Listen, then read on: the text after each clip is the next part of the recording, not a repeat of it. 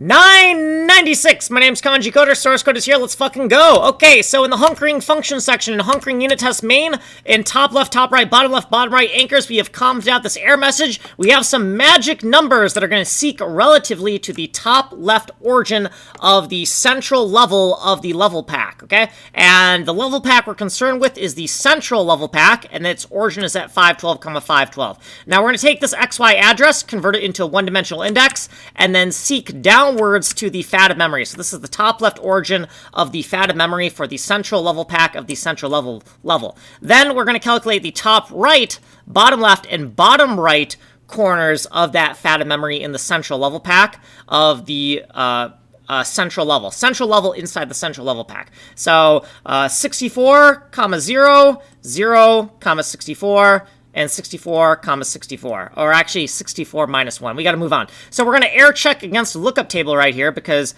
this lookup table that takes a room index and converts it to the data pixel index origin of that room for room index 6. That should be equal to top left right here. Okay, down to the next section. Sick of hand calculations. We got an array of data pixel indexes right here, and we're going to populate it.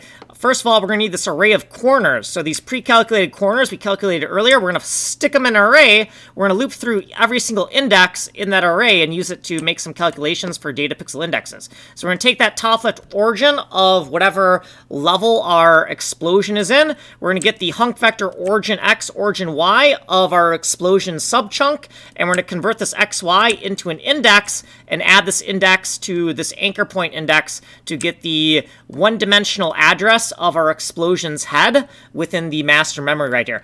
Then down here in 16 data pixel indexes, sub is 1, and we're going to grab a whole bunch of these values out of DPI array and load them into these constants right here. And then some of these are hand calculated, right? Top left, top right, bottom left and bottom right are hand calculated. You can see that we did some bug fixing here because I was a little bit wrong about what I9 and I10 were in my diagrams. I fixed that. And then down here, smoke test, right? So 4, 7, 10, and 13, we're going to check them against our array, and if they're not equal to each other, then we're going to just log it out right here. We're going to throw a message right here, and then here's where we're kind of crashing. So we're out of fucking time. My name's Kanji Coder. If you want a longer explanation, go here.